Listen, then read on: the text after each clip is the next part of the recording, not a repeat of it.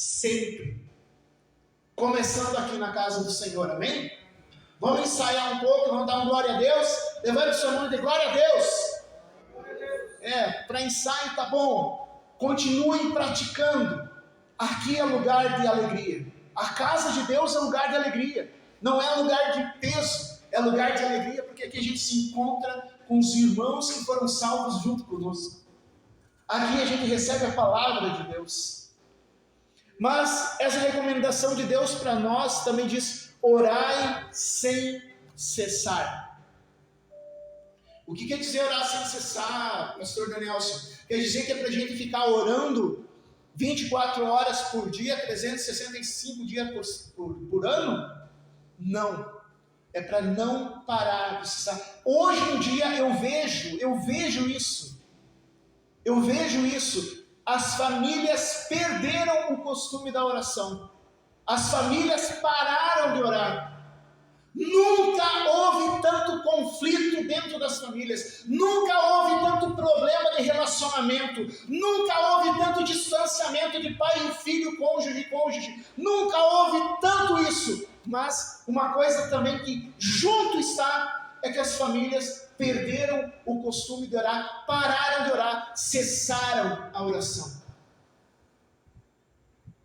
Eu tenho boas lembranças de quando criança, que meu pai e minha mãe oravam conosco antes de dormir, e orava antes de cada refeição. Hoje em dia, quando a gente vai numa casa, raramente as pessoas têm o costume de orar.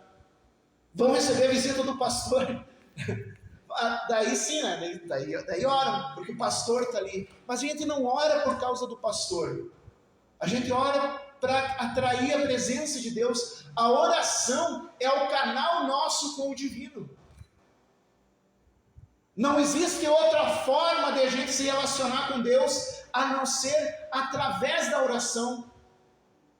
E a oração tem cessado até na igreja. Se nos cultos dominicais de louvor existe uma baixa participação, quanto mais nos cultos de oração. E eu não falo isso só aqui da Igreja Batista Manancial. Em várias igrejas, as pessoas não se reúnem mais para orar. Cessou-se a oração.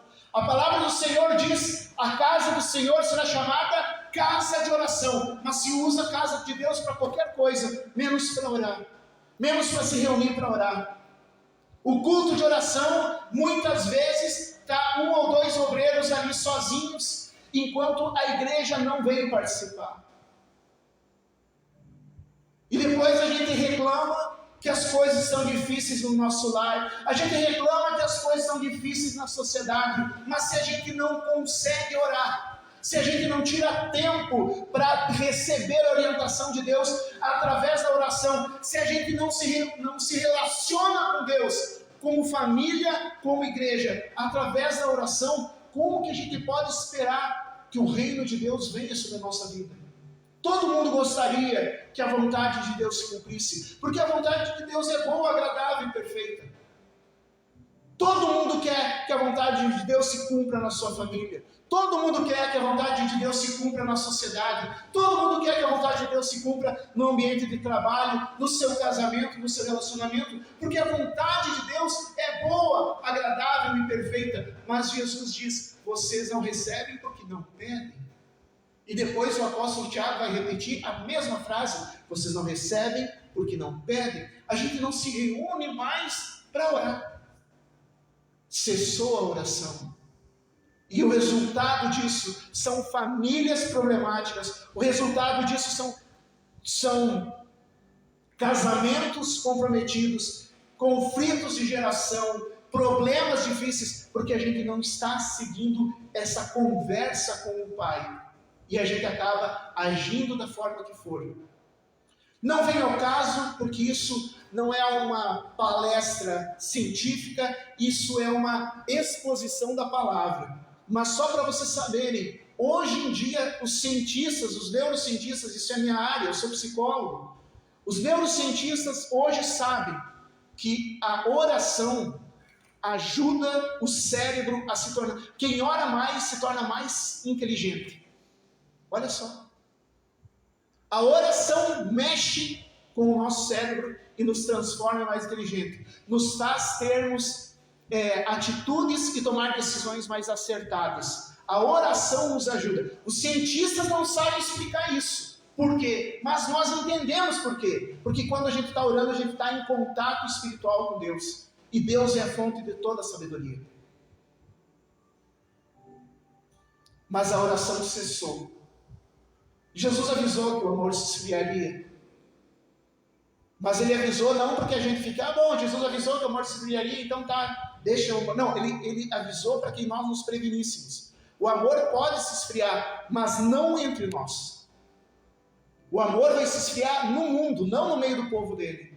Jesus nos avisou para que nós não andássemos de acordo com o mundo. Se o mundo hoje não se alegra em Deus, se o mundo hoje não tem vida de oração, não quer dizer que nós vamos seguir esse padrão. Nós vamos continuar orando em casa, orando sozinho, orando em família, mas também orando como igreja.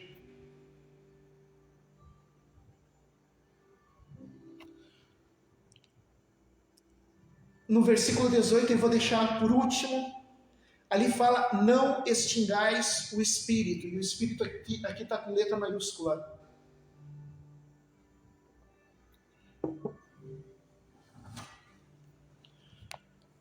No grego,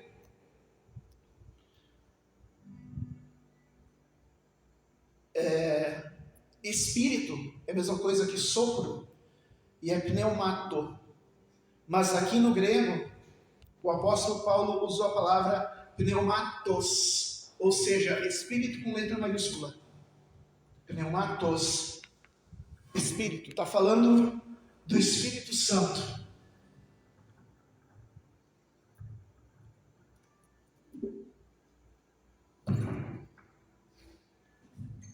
É lógico que ninguém pode extinguir o Espírito Santo. O Espírito Santo é Deus, ele é eterno. Ninguém pode extinguir o Espírito Santo.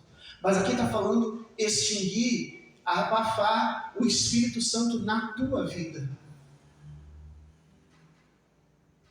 Eu concordo numa coisa com aqueles irmãos cessacionistas, aqueles que dizem que não existe batismo com o Espírito Santo. Tem uma coisa que eu concordo.